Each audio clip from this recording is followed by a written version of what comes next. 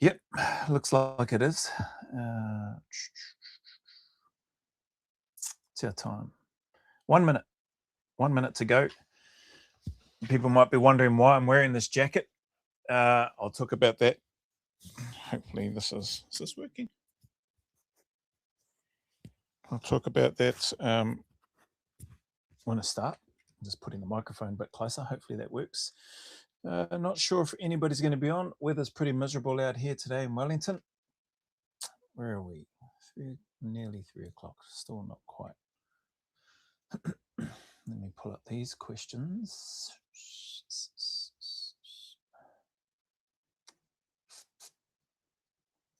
Okay.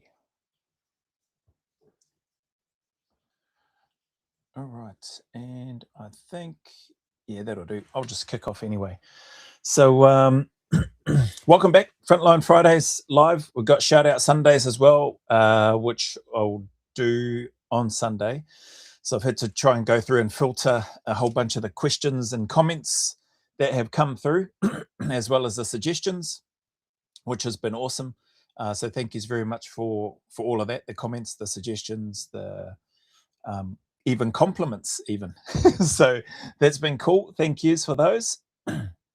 What have we got? So today there's a little bit of a mix of, or not really. A lot of the questions are probably geared towards those flags that you see on the thumbnail for this live, and I'll get to those after. But thought I'd put these questions first because they're probably maybe a little bit easier. Probably a little bit easier to respond to at this stage. So the first one, oh, sorry, hang on, let me just pull this up.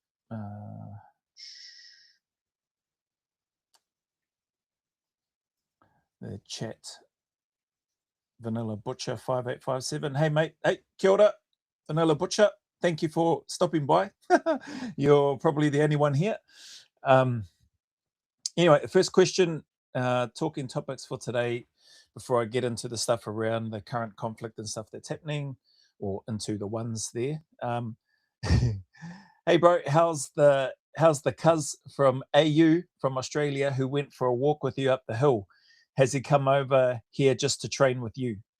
So the answer to that is no. He came over he's over here on holiday for a couple of weeks, I think, maybe a little bit longer, a little bit less. And because he's here in Wellington, he reached out and let me know. He let me know before coming over, and thought if there was a chance to be able to get some training in, that he'd like to come and do some. So yeah, it's been good. We've only had a couple of training sessions together just because of a fair bit of work that I've had on, just trying to get on top of things for the pre-selection camp and that sort of stuff, as well as the day-to-day and the recordings, and then with the Meet Maya stuff. So I'll probably leave. There was a whole bunch of questions that have come through in and around Maya, the project that my wife and I are doing, but I think I'll leave those for a separate live, maybe another time, maybe Monday or something like that, or next week, or who knows, maybe tomorrow. But he's going well. Seems like he's enjoying himself. He's the guy that brought me. He brought me this gift. This is a R.M. Williams jacket, moleskin jacket. I had no idea how expensive these things are when he gave it to me. So after a training session yesterday, which was just more some technique and stuff, and try to give him some tips in regards to what he might consider doing, or things that might help him with some of the stuff that he's been having a few little niggles or questions about. So hopefully we'll get some more training in either this weekend and or next week before he heads back to Australia, in between his sightseeing and relaxing and enjoying himself here. So yeah, he brought me this jacket, which is really nice. I like it. That's the only reason I'm wearing it. I thought I'll put it on rather than try and pull it off the bed and then hold it here later on. And he also brought our son. I don't know if this is going to show up. Well, it's not showing up. What is it? It's a Johnny Walker Blue Label blended Scotch whiskey, which none of us drink anyway. But is that going to show up at all? It's probably not. Sorry, I don't know. Oh, hang on. There, that's probably the best I can do. That's it. Again, not cheap. My son was very thankful for the gift, even though he doesn't drink. He's like, whoa. He goes, that's mean as. But he doesn't drink. I don't drink. Our family doesn't drink. So it's yeah, it can sit there and look pretty, he said, or our son might want to sell it to one of his mates in the army that does drink. Yeah, so who knows? But very kind of this guy to not only buy me a gift, but also he was aware that one of our children is getting married this month, and he took some time to buy this. He did say that he thought that there was a chance that that our son didn't drink, or that our children or that our family didn't drink, but he thought he'd get it anyway. So yeah, really grateful for that. Very kind, thoughtful gift, even though we don't drink. Yeah, it's the thought that counts, eh? And so it'll be for our son to, do with as he sees fit. Otherwise, we'll keep it in the welfare cupboard, leading into the World War III questions or the conflict in Iran. We'll leave that in the first aid kit or something. Anyway, that's that. So he's doing well for that first question, and he was kind enough to buy, a couple of gifts for myself and my son, one of the sons who's getting married. Anyway, this next one: do you think you'll upload videos of you in other countries with either XSF? Oh, okay, yeah. So this is a conversation that I've been having with a few people in and around, sort of travels around, interviews, doing stuff like the fan dance and that sort of thing over in the UK, which I would love to do, and or just meeting up with other XSF people or ex-military people and doing something, whether that's going for a walk or doing some training or just in their environment in terms of whatever it is that they do, i.e. Dave from New Zealand Bullets and Blades. Sorry, forgotten the name of it. Hang on, actually, let's go find that right now so I can get the right name. NZ.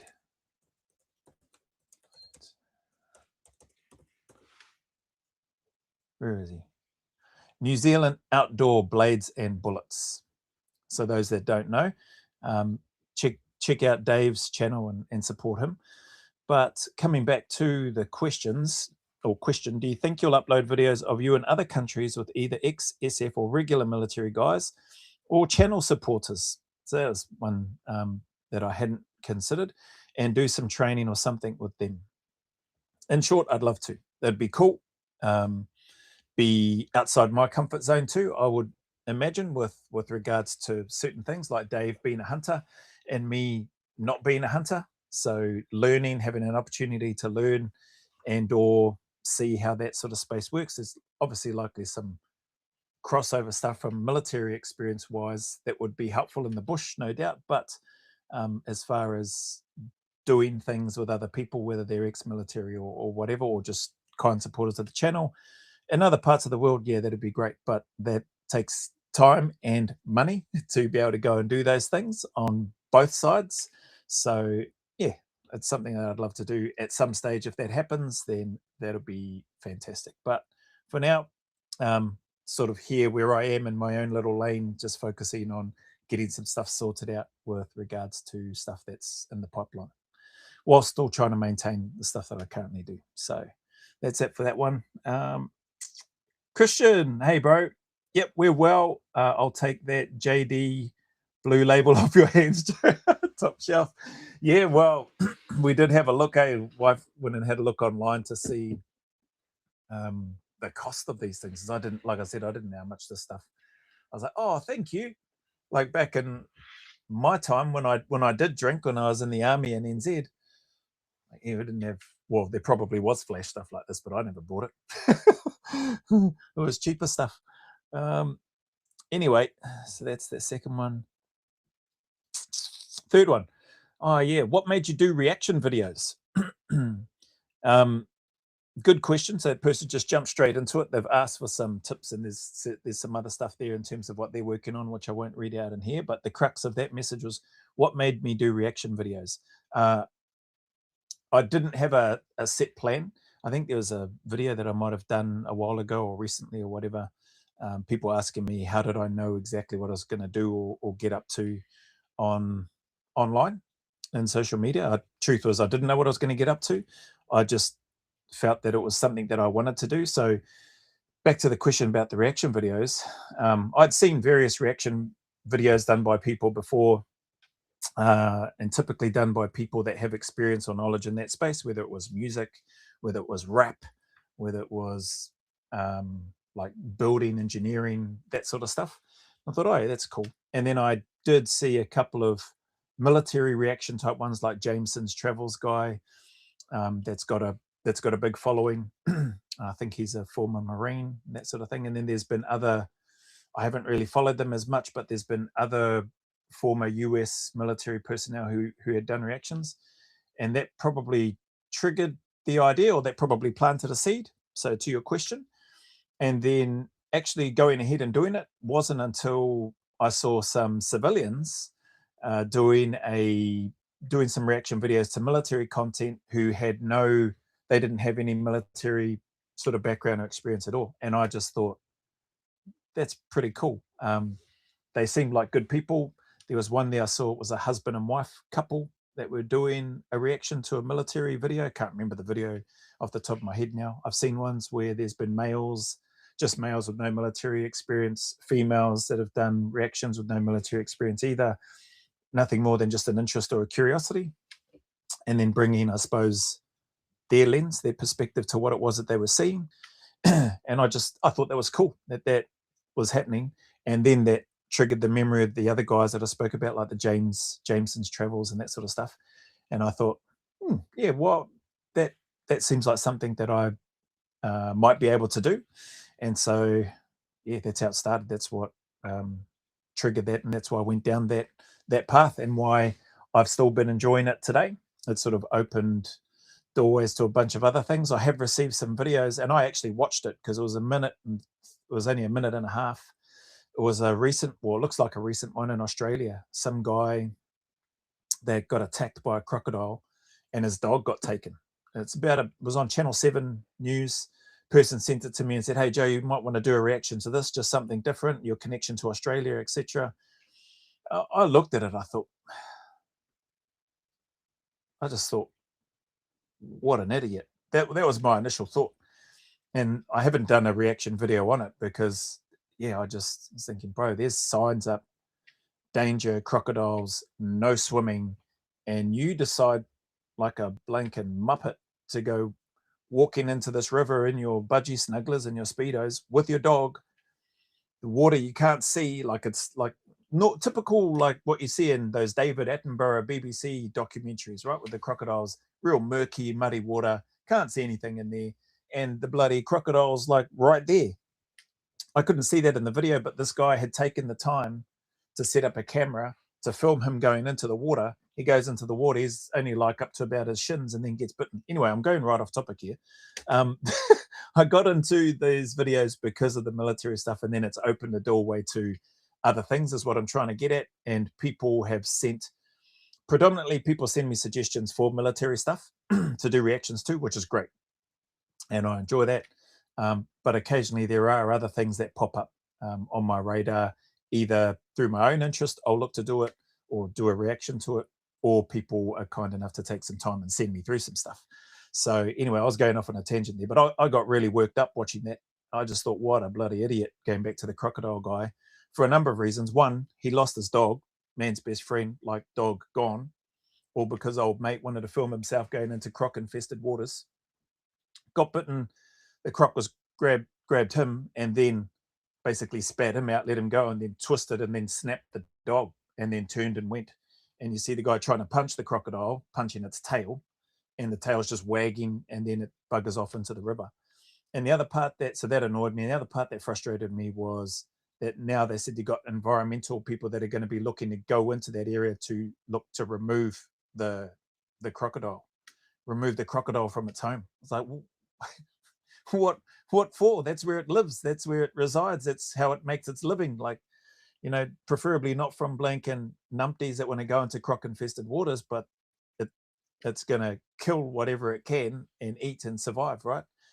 And now these, I don't know what they're called, not conservationists, but they had the term wildlife something or other, going to go in there and look to remove the crocodile. It's just ridiculous. What are we going to do? Remove all the great white sharks from the ocean because blanking people get bitten or eaten there? Like, surfers understand and accept the risk. They're going into a domain that isn't their own. It's not their own natural habitat. And sadly, some of that stuff happens. Glad that old mate is recovering in the hospital and he's mourning the loss of his dog. But you should have known better. Like, you know enough, right? Even I'm not a very intelligent person, but even I know that if you got signs next to the river and next to the boat ramp where you're looking to go into to cool off for whatever reason, and it says danger, crocodiles, no swimming, you don't go and blink and mince around in the water and make your way into it. That's my take anyway. Call me old-fashioned, but Lincoln, just look at the signs and obey them, for want of a better term. Anyway, went off on a tangent there. That's how I got into the making the reaction videos. And then a few things with that in terms of it having opened up into other things. One, I knew it was going to put me outside my comfort zone, and challenge me in other ways, not only from a technical perspective, but trying to, well, maybe not trying to, it's just a case of I'm reacting to what it is that I see on the screen at the time. So whatever comes up, and then I throw my 2 cents into the hat, into the ring, based on what it is that I'm seeing and hearing and what I'm feeling at the time. So I knew that that was going to put me outside my comfort zone. And when I was doing these, I knew that it would give me an opportunity to, I don't know, trial and error, learn, figure things out, try and do better. And so over time, you know, things have, at least from where I started anyway, where I think things have, you know, gone up and down, gone a little bit better. Sometimes they've been worse. Sometimes they've been a lot better than what I thought they would be. And then probably the third part of all of that, I think, in terms of being outside my comfort zone, learning and the growth that comes from that through, you know, through failing, through talking too much or whatever. The third part, which I think I mentioned in a lot of my earlier videos, because when I'd hit 1,000 subscribers and then had met the minimum watch time hours, whatever it was at the time, or whatever it is today, people were saying, "Oh yeah, congratulations! You know, you can monetize it now." Blah blah blah. That was great, and that was definitely, that third part was actually one of the parts that I was thinking, "Oh, I wonder if I could do this. I wonder if I can generate some sort of income through social media, through just doing something that I enjoy, or something that is challenging, but at the same time still within my wheelhouse, I think, or many aspects of it I think are within my wheelhouse in terms of being able to do, and then still learning and then looking to expand on that as it goes." So that's been cool, and going through each of those three things and being able to do that, to varying levels, to varying degrees, has been quietly satisfying, put it that way. So this Sunday, what are we, Friday the 13th, this Sunday the 15th will be 1 year since kicking off this channel, the Go Always a Little Further channel. And yeah, that's pretty cool, mind-blowing to me that I'm blessed and fortunate to have the number of subscribers that I have, and that I have this little space on YouTube. Yeah, and that people, for whatever reason, have taken time to subscribe or put comments in or whatever. So that's been a real blessing. That's been an interesting ride for coming up to 12 months, 2 days short of 12 months, and looking forward to just sort of carrying on in terms of what it is that I'm doing, and seeing what else opens up as a result. Interviews, traveling, doing stuff with, whether it's military people or ex-military people, or, you know, people that have been kind enough to support the channel, or whether it's a combination of both, because I am fortunate that there are a number of people that are currently serving in the Defence Force in different areas, and who are also kind enough to follow my channel. So it'd be pretty cool to, you know, go over, connect with, and yeah, just either chew the fat or whatever, pick their brain and get some airtime with them, doing something, whatever that is. So anyway, yep, that's that one. That was the third question. Fourth one. Oh yeah, okay. Maybe I should have left. Maybe I should leave that. No, I'll do it now. It's pretty simple, I think. What are some of the most important things to me as a father? This is probably the start of some of the heartier questions, eh? Geez, what are some of the most important things to me as a father? There is, there's obviously a lot of stuff in regards to that, and I think any parent is the same. Some of the most important things, I think, rather than trying to rattle off probably a number of the usual ones, you want to provide for your family, you want to protect your family, you want to try to educate them, you want to try to help them not make the same mistakes you did, etc., etc. You want them to be good people. I think probably the one that stands out to me, and I think I've shared this in another video, is ultimately for me as a parent personally, I just want, and I think they already are. They've just got some of them are just got a little bit of growing to do or learning to do in certain areas. But most important thing to me is that our children, that they're just far better humans than their parents are. That's as basic and as simple or as weird as that might sound. I know my wife and I just want our children to, we want them to be successful and do all these other things, but just be far more successful, be far better people than what their mum and dad are. That's not trying to say that their mum and dad, their mother and I, are anything special or anything great. We're not, right? We're just normal people. Well, normal. But we just want our children to, like, we know that they can exceed that. In my opinion, vast majority, so probably 4 of the 6 so far, my take is that they're better than us already, which is awesome. So from a contribution perspective to this world, in terms of what's most important to me as a father, or what are some of the most important things to me as a father, that's pretty, I have to say that's right up there for me. Like, just children be better than what their parents are, better than their mum and I should say, and go and spread that positivity and their abilities and their good examples out there for other people and for eventually their families, etc., and their children. So yeah, that's the summary of that. I could carry on for days about things that are really important to me about our children and what we'd like for them and that sort of thing. And I think any parent, father, mother would be the same.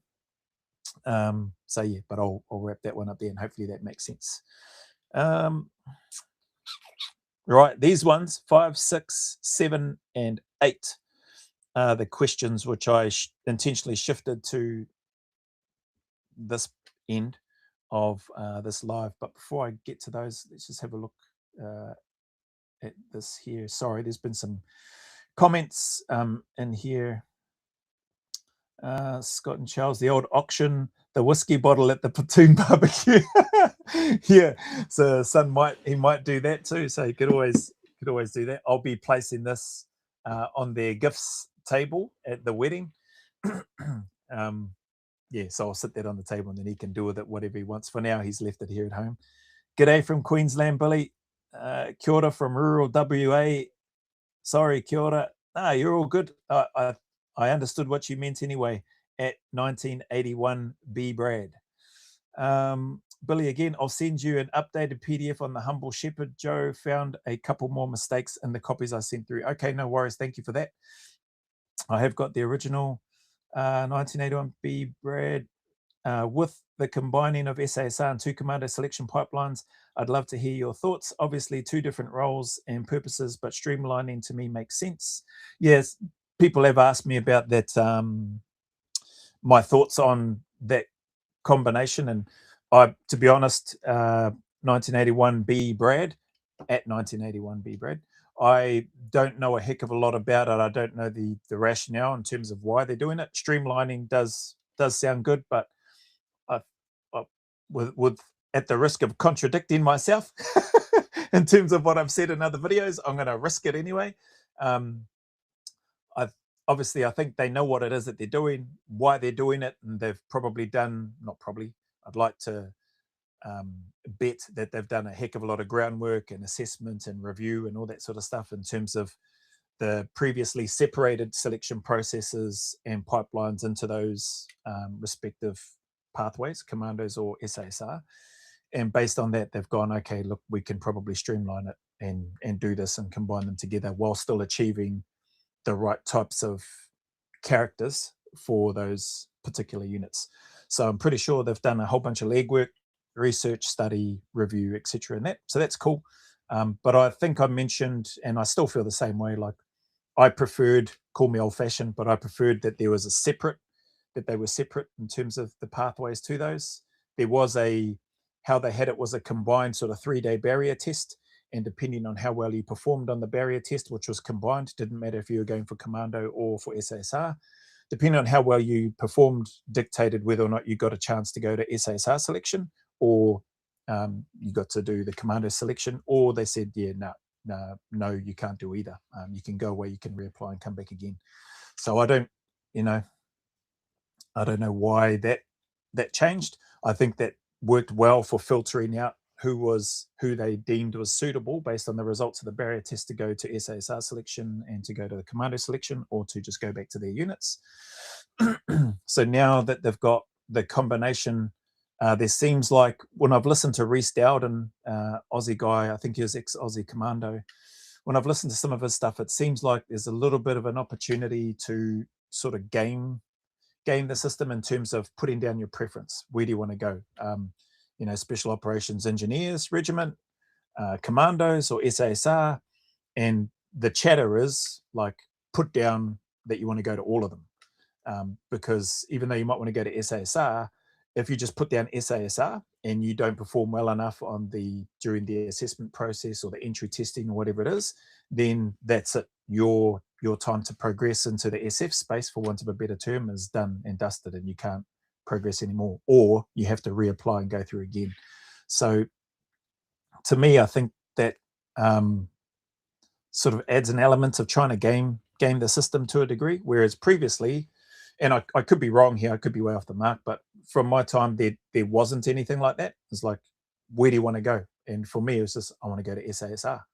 So, okay, cool. We know where you want to go. There was no other option. If I had have failed that, then I no doubt would have got told, yeah, nah, not today, lad. You can reapply in another 12 months time, or whatever the case might have been. So yeah, if somebody applying, doing it combined, they choose SASR, they don't get it, but they've ticked the boxes for commando and the other ones, I can see some rationale in terms of that as well, because if they've met the requirements to go to commandos, as an example, but they haven't quite met the SASR threshold, then why not keep them there? But then at the same time, my thinking is, well, why do they have to tick that box in the first place? Like, if they want to go to SASR, like, go all in on SASR. No mind hedging your bets. That's just my take again. No mind hedging your bets and going, I'm going to tick all three, the engineers, commandos, and SASR. Just go all in, focus in on that. This is why I'm here. And then let the cards fall where they may. And if they look at you during that assessment and they go, yeah, I don't know if he's ready for SAS yet or for selection, but based on how he's performed in these areas, we think he's probably going to be a strong candidate for the commandos, and that could be a good stepping stone. He spends a bit of time there. If he gets through selection, spends a bit of time there, and then maybe in X amount of time, he might be ready to go through this process again and apply for SASR. Like, if that's what they're looking at, the people doing the assessing, then I don't think there shouldn't be any need to try and game the system and tick all three boxes to give yourself a chance. Anyway, that's just my 2 cents, again, based on what little I know, and I haven't been researching that pipeline. But it is a question that gets asked of me. What are my thoughts on the combined? I think I've probably had that about maybe 2 or 3 Fridays in a row. So appreciate you taking the time to ask. That's my 2 cents for what it's worth. Those that might have been on here before probably heard me babble on about that before. So apologies. Crocs, goat, eat too. Gotta eat. Yeah, Crocs gotta eat too. 100%. Hey, at Farfo, F around and find out. Cheer, brother Joe. Cheer back at you. Billy, my first, oh, sorry, this thing just skipped again as I was reading. My first job in far North Queensland, I got a warning about the crocs. I said, if one comes near, it'll get 15 rounds real quick. Hit a 9mm. Tony smiled. Oh, bloody hell, this thing keeps skipping. Sorry. Tony smiled and said, that'll make it angry. I learned. Battlefield 3 Muffy 404. Kia ora. Kia ora to you. Who dares wins?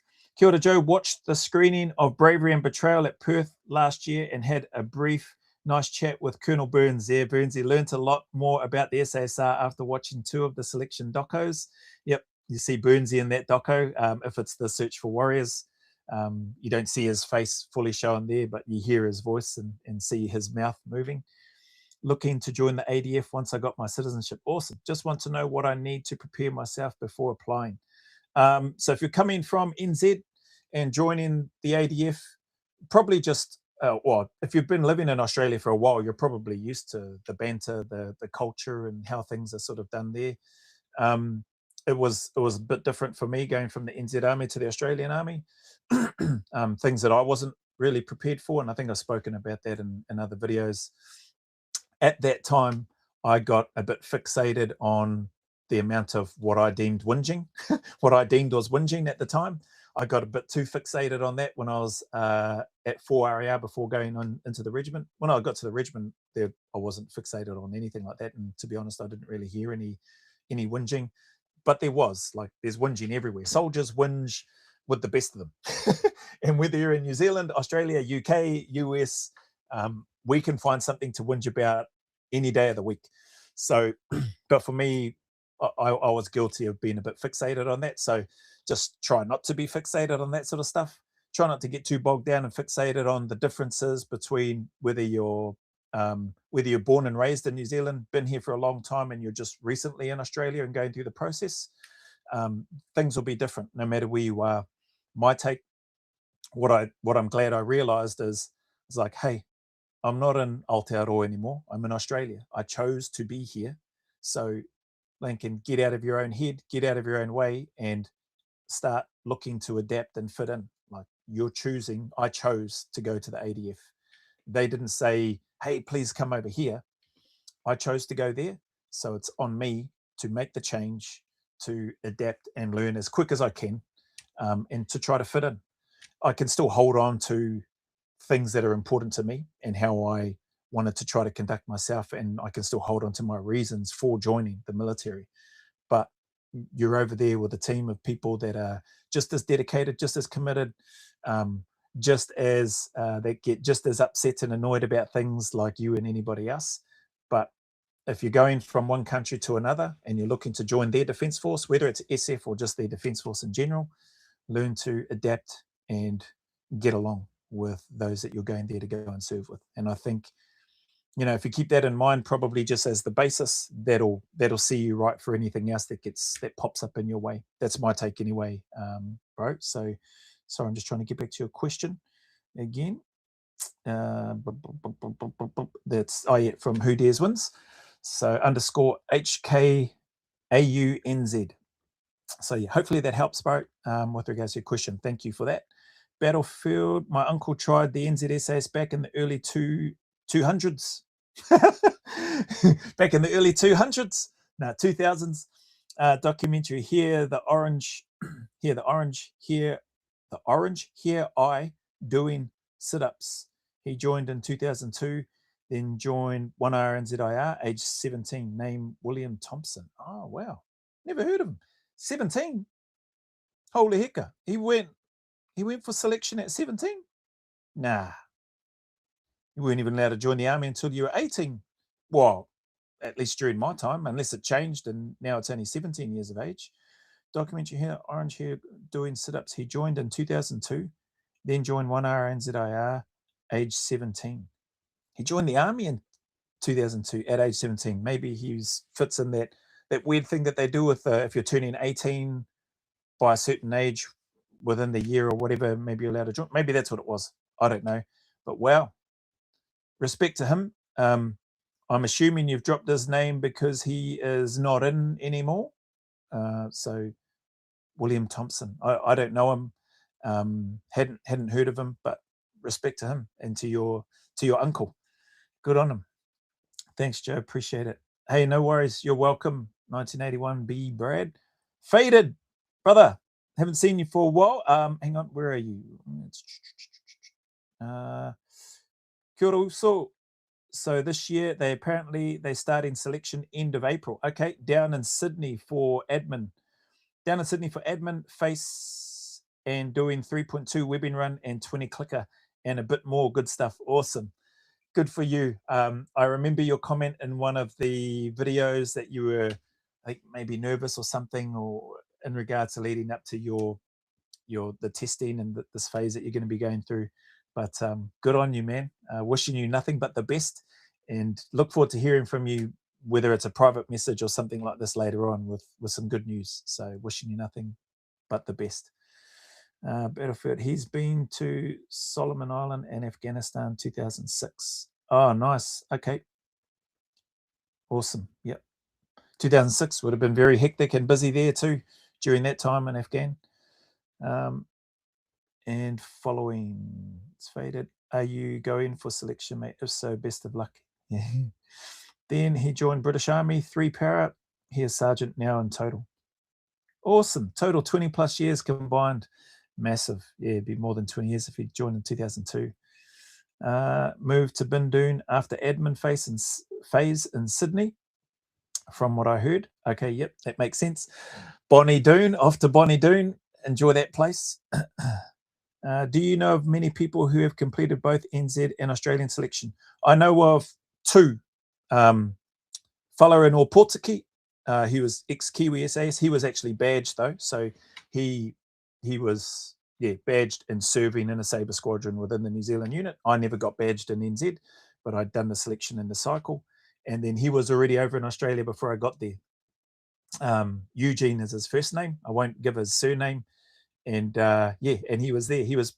I remember seeing him not long after selection. I was standing at the mess in the line in the mess, and he was walking over in his brown overalls, and like I was like, "That's a Hori if ever I've seen one.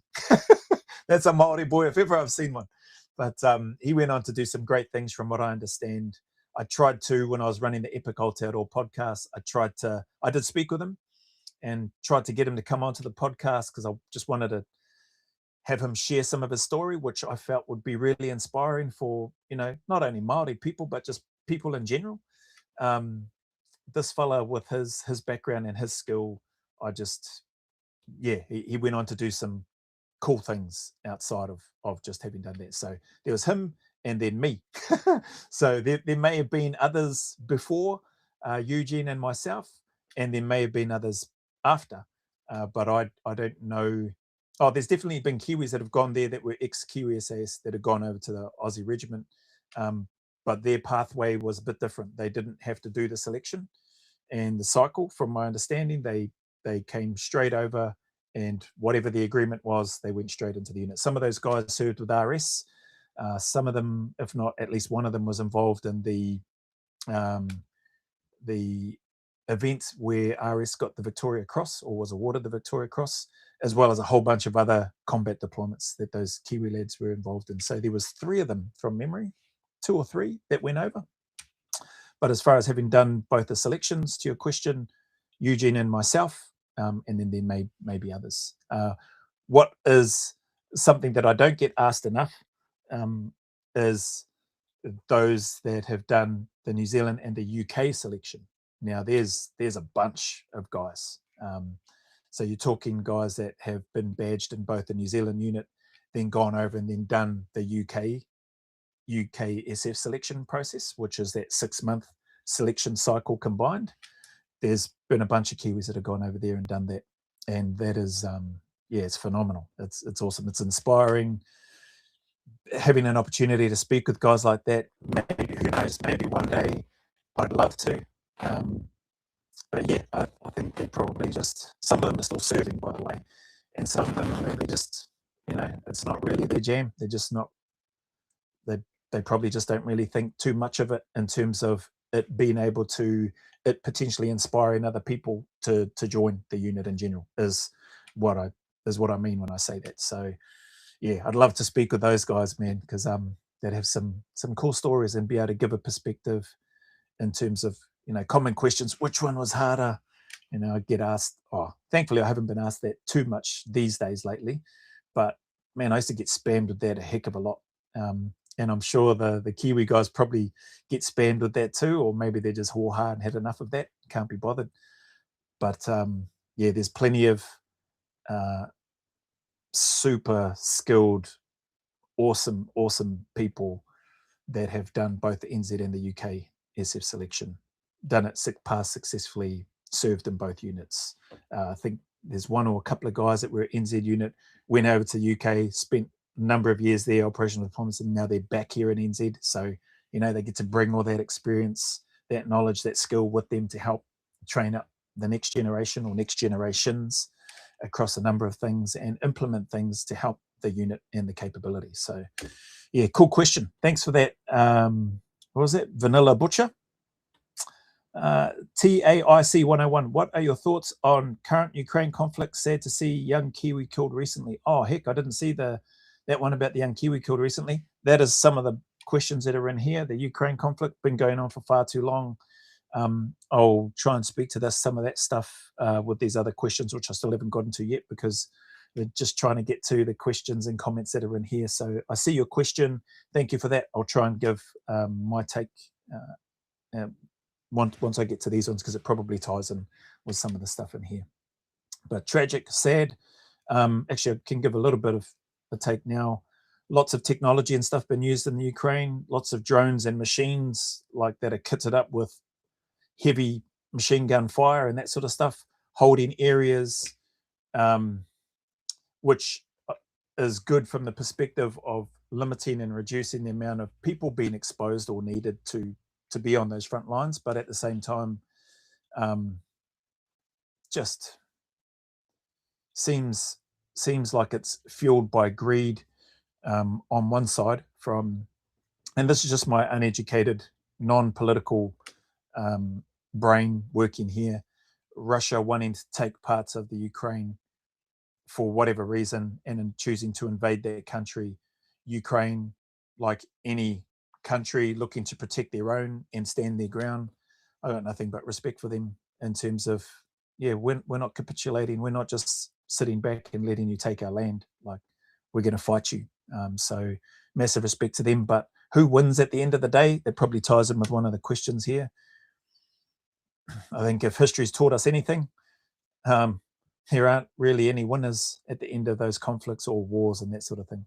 And Jake in Australia formerly used to run the Conflict Brief. Unfortunately, that channel's gone down. Man, he used to give some really great insight in terms of war and lessons being learnt, and or just mistakes and stuff being made, as well as giving a real analytical view in terms of context, what's happening, why things are happening, and potentially anticipating where things may lead to and why those things are happening.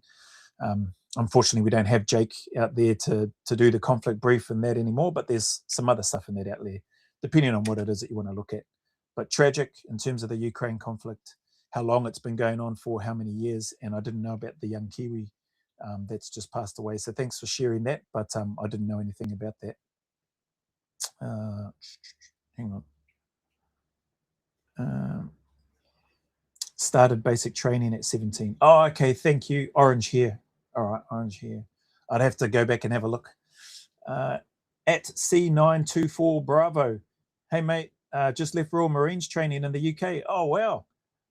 Joining the ADF this year for infantry and hopefully commando SASR later down the line. Any way to contact you for tips on life in the ADF? Yeah, of course. So my email is in my YouTube channel in the description, if you want to click on that and then just flick an email through there. So just jdjhortai@gmail.com. It's in the about part. Like if you go into the thing and then, yeah, click on there. There's a few people that have reached out. I served with ex-Royal Marine. We were on selection together. He came to 4RAR.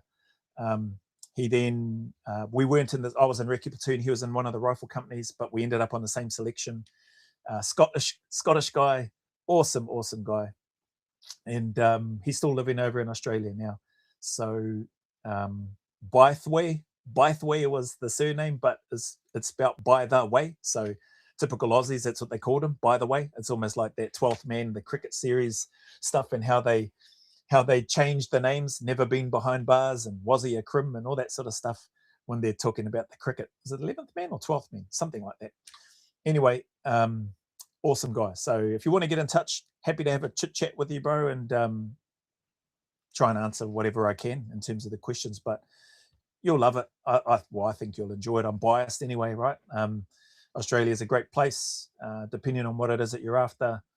Yeah, and like I said earlier, just learn to try to go with the flow and adapt. And you're coming from the UK, whether you're coming from the UK, New Zealand, wherever, if you're looking to go join another country's defence force, then there is a large amount of responsibility and onus on us as the individual seeking to go there to do our part to fit in. And I'm sure you'll have no problem with that. So yeah, hopefully that helps. Charlie 924 Bravo. Who does appreciated the answer, Joe. Thanks for the advice. Oh, you're welcome. I'm a Hong Konger, and by physical stamina might not be as same as the average Aussie, but I'm working hard to get there. Cheers. Oh man, that's awesome. Good for you, Hong Konger. All right, so that's the HK. Hong Kong, Australia, New Zealand. Massive respect, bro. So good for you, and wishing you all the best as well. Battlefield is back. Him and my dad, cousin, were in the same unit in Afghanistan together. He was a Humvee gunner, my uncle. Oh man, hard work that. Regardless of where you are, whether you're a gunner, driver, the patrol commander, medic, SIG, whatever, it's all hard work. But massive respect. Thanks for that info. Nilla Butcher, how about people who have completed NZ and USA SF? Now there's a question. I personally don't know anybody that has. That's definitely something, I would have, another one of those things I would have loved to have done. I don't know what the logistics would have been in regards to that. Now, in saying that, I know of one Aussie guy that I was with at the time. We were on the same selection and cycle together. We went through, got badged together, went to the same squadron, deployed together. He was in one of the other troops though. He's a water operator, super fit, really just real character, hard case guy, down to earth. He was from 4RR as well. And I heard that he went over to the US. I lost comms with him for a while now, but great guy. I won't drop his name in case he is actually serving. But he went over there. From what I understand, he passed whatever, some assessments to get into or onto a selection course over there. But then I don't know what else happened. And then he started hammering those ultra endurance competitions, the 100 milers and 200 miles and a whole bunch of other stuff. And he was already a machine when he was in Australia. And then that was the last I heard. So I think there was some admin-y type stuff that he was waiting to get sorted out so that he could hopefully get onto the selection. And man, I hope he passed. I hope he got to get on there and then see it all the way through, because he'd be an asset to any of the USSF units over there. I don't know which one he was going for. Well, I don't want to say which one he was going for based on what I'd heard, but I'll leave that there. And hopefully one day, I might get a chance to catch up with him when he's finished his time, if he's still serving. So yeah, I wish I knew any Kiwi guys that had gone over to USSF. I don't know of any. Yeah, so I'd probably have to ask some of the guys that are still in at the moment if they know of any. But that'd be pretty cool. My auntie is a Battlefield again. My auntie is in the Navy, served in Te Mana, and met her boyfriend and has a kid. Joyce, awesome. Got to get back to work. Oh, thanks again, Joe. Hey, you're welcome. Take care, mate. My granddad was in Korea. Wow, you got a strong family history of service there. Battlefield. Was in Korea War, born in 1929. Still alive. Still alive? 1920. Holy hecker. Man, that's awesome. Yep, still alive. Okay. Dad is a firefighter in Auckland, 15 years, almost 16. Oh, he probably knows some of my mates that are firefighters up in Auckland. Your dad, that is. So that's cool. And no doubt, you seems like you got such a strong history there, Battlefield. You probably, I wouldn't be surprised if you end up serving in some capacity as well. So thank you for sharing that. All right, I think I've caught up on all of those. If I missed any questions, apologies. Feel free to whack them in again, and I'll come back to those. I'm going to sit in on here, and whoever's here, I get it, right? People need to go to work. It's not ideal, I suppose, from a New Zealand, Australian perspective, I guess, or anywhere with regards to the timing of the lives that I'm doing now. They used to be in the evening, but I do them during the day. But yeah, hey, it is what it is. And if people can make it, they can make it. If they can't, they can't. So this fifth question says here, Joe, I'll cut to the chase. What are your thoughts on the Iranian-Israeli-US conflict at the moment and the potential World War III threat? For context, I watch the news, I see the protests, the bombings, the propaganda, the tears of those impacted, the apparent resolve of the regimes who seem hell-bent on winning by any means necessary. Does anyone actually win in war? What do you think? So obviously, the stuff with the Ukraine and that is in there as well, Russia and Ukraine. To your question in here, what are my thoughts? And the conflict and the potential World War III threat. I think that part first, because you've got a question mark after that. I think I'd heard it said by a couple of people, and I think I've heard Mark Wales say this as well, former Australian SAS commander, officer. He's got his channel up as well, Mark Wales. I think I've heard him and other people say that we're in World War III now. It just hasn't been officially declared, or words to that effect. I've heard it sort of summed up that way. And that was several weeks ago now. And I agreed with it then, and I personally still agree with it now. I think we're already in that space, and it just hasn't been, I suppose, officially declared that we're in World War III. That's my take based on what I've heard, and just my opinion to answer your question there. My thoughts on it: Israel, Iran, or Palestinian conflict, and US coming in there, the taking out of Iranian leadership. Some would say assassination, others would say murder, etc., etc. Like, I don't know what the difference is there when you're looking, when you're looking at that. But it's not good, It's starting a chain reaction in terms of events and what you're seeing happening. And I forget the names of the straits, wherever those ships are trying to get through with the oil, and the drones and the bombings that are happening there from Iran against those ports and different areas, and just in that Middle Eastern area in general, Dubai, Kuwait, was it Qatar as well? A whole bunch of other places just being attacked, and the significance of that area and that region in terms of the, I suppose, the economy around the globe, and the instability and the uncertainty that causes. Like, I'm no political genius, right? I'm no geopolitical person to give you blanket advice and tips on any of that sort of stuff. So if you've come here asking me this question and around here expecting some sort of some sort of brainy answers, you're probably on the wrong channel. Probably need to go to another channel where there's much smarter people that can give better information. But yeah, I hear you with regards to the news, the protests, the bombings. You mentioned the loss of life, and people in tears, right, with regards to the devastation that's happening in and around their homes, and that's happened directly to them and or their families. Those countries are all touting the same thing, like, the propaganda, we've won. You hear that a lot from America. Maybe it's true, maybe it isn't. If it's true, then why is this stuff still happening? There's still fighting going on. No doubt they're doing some damage, but it seems like Iran is still holding their own and doing as much and causing as much damage as they can as well.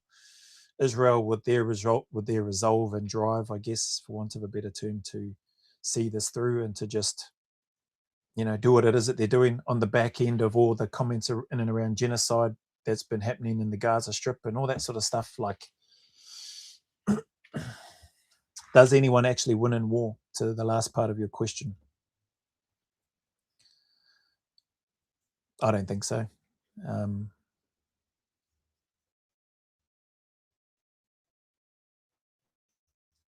but it comes down to, I guess, a matter of opinion and perspective. Who's perceived to be good to get a opinion and who didn't surrender. I suppose they're the ones that are seen as the on top or as the winners. Make sure stable connection. Maybe. Oh, try connect. Apologies if I've dropped off. Uh, maybe I'll just hotspot it. Am I still connected? Good. I have a nice live.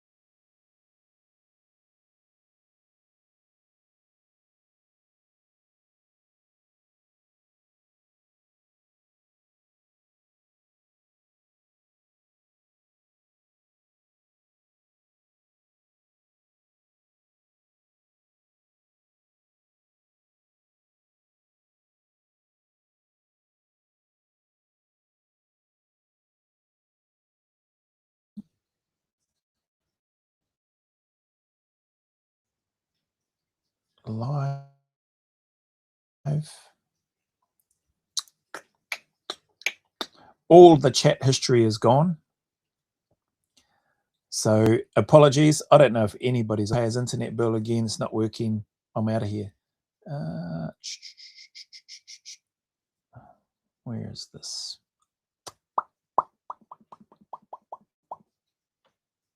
It says it's live. Let's see. If I click on it, I'll see if I'm live.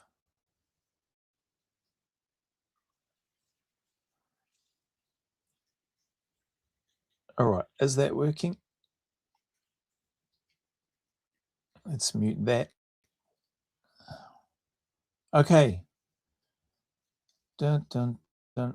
I can see comments and stuff on here on. Oops. Maybe that turns it off. I think you disconnected. Based in Whanuapai. Are you still live streaming? Can't see anything. Oh, sorry, Vanilla Butcher. I'm trying to live stream. I don't know if people can see or hear anything now. I see you now. Works now. Okay, cool. Thank you for that.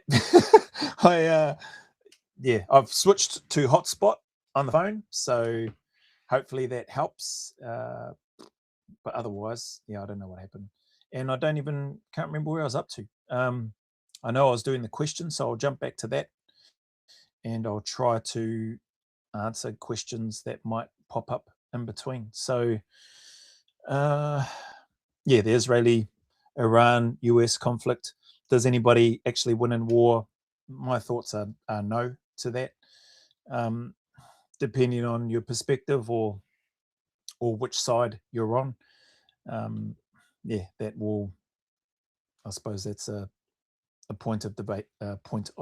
For people. Anyway. Thank you for the question and sending that through in terms of asking me for my thoughts on it. I don't think it's a good thing. I think things are going to get worse before they get better, and I have no idea when they're going to get better. We're already starting to see some of the impacts in terms of the economic, from an economic perspective, with regards to prices and food and oil and petrol and all that sort of stuff. So interesting times ahead. This next one here. Sorry, let's just go. Let me just move out of the way because that is a bit hoha. And let me bring that in. Oh no, sorry, I just stuffed that up. Come on, mate, sort your life out.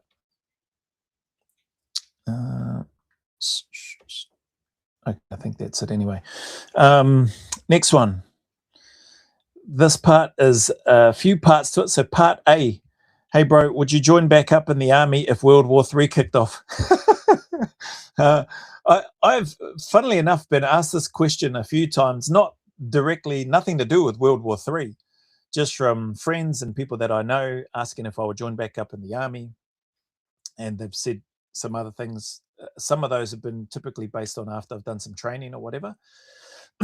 And some people have said some nice comments, which is cool, and along the lines of would I join back up. But to this question, would I join back up in the army if World War III kicked off? I don't know that it's up to me. Like, if World War III kicked off and if the military was desperate for old fellas that have been out of the army for 20 plus years and they were desperate for people to join back up because they needed, people to serve and do whatever was required to be done, then I would probably put my hand up and go, yeah, hey, I don't, whatever you want to use me for, I can come back in. I'm happy to come back in. So I probably would, but on the back end of that, it's not really up to me. I don't know that the Defence Forces are looking for people that have been out for 20 plus years. And then he's got here part B. Do you think they would allow you to join? So there you go. That's better. Do you think they would allow you to join back up? If not, why not? I don't know.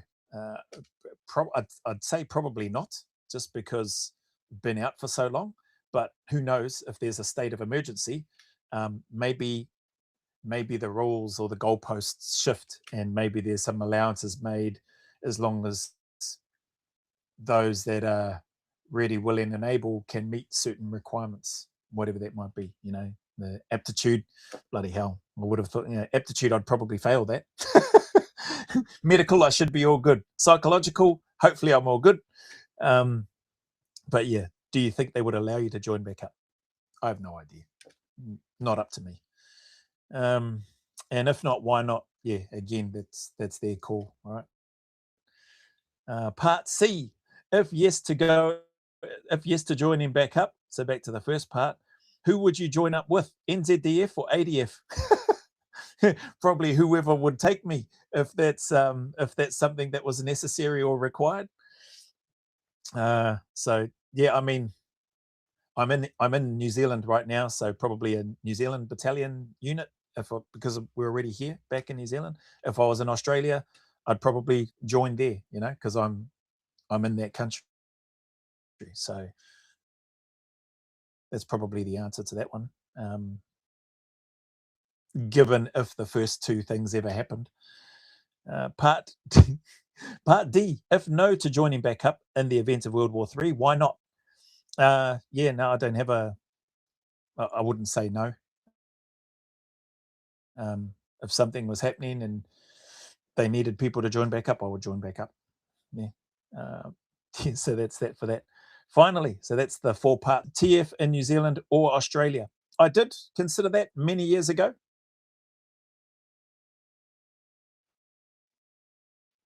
While we were still in Australia, I considered joining the reserves, but never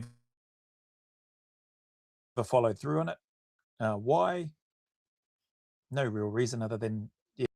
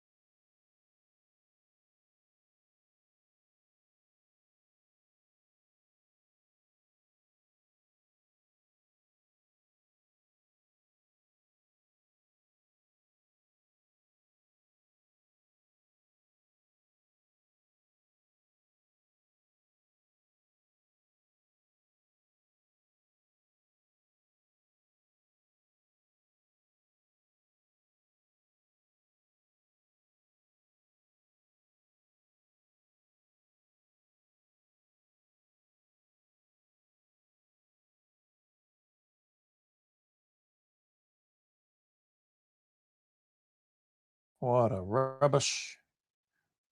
What a rubbish live. Sorry, everybody. uh, let's see. Probably not working.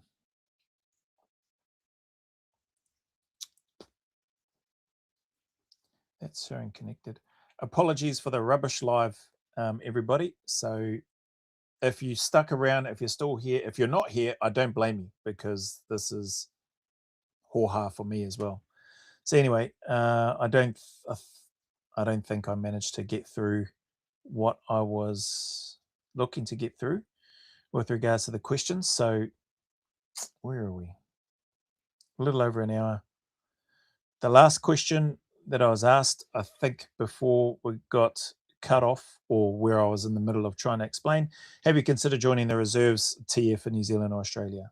Yep, like I said, well, as I was saying, which I don't know if it got through, I did consider that many years ago, didn't follow through, and it just work started happening, and yeah, didn't worry about it. And then the last one on here, which will be good, you'll be relieved. With drones and technology these days, and essentially robots on the battlefield. So I spoke a little bit about this when I was trying to respond to that Ukrainian question.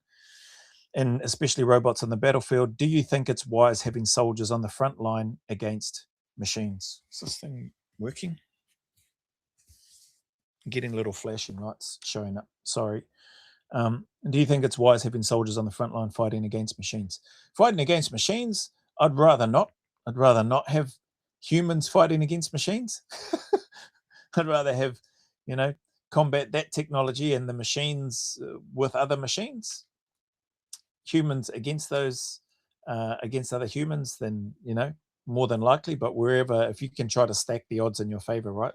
Which is why countries like Ukraine and other areas are looking to technology to be able to minimize the boots on the ground aspect and trying to regain the initiative or win the initiative and hold and maintain areas on the front line so that they can then occupy them with people if they need to. But if you can do that without having to use people first, then that's great. Do I think it's wise having soldiers on the front line against machines? No. No, I don't. Not if those machines, based on some of the footage that I've seen of the machines that have been used, capable of firing heavy weapons, capable of delivering HE packages or high explosive packages to take out, groups of people, then I don't think that's wise at all. But I'm not the one making those decisions in terms of, the areas where people are at and what they're doing. So, who knows? Works now. Appreciate you, Vanilla Butcher. Thanks for letting me know the picture quality is stronger now. Okay, cool. Maybe I've stopped using, I've just gone back to the internet. I've stopped using the bloody hotspot. So maybe that was just rubbish. But yeah, that's all the questions that had come through that I can see anyway. Yeah, that I bundled up into this group. So I don't know if anybody else has questions while they're on here. I'm just going back. He's been to Australia, Brunei, Philippines, Singapore. Oh yeah, that's Battlefield there.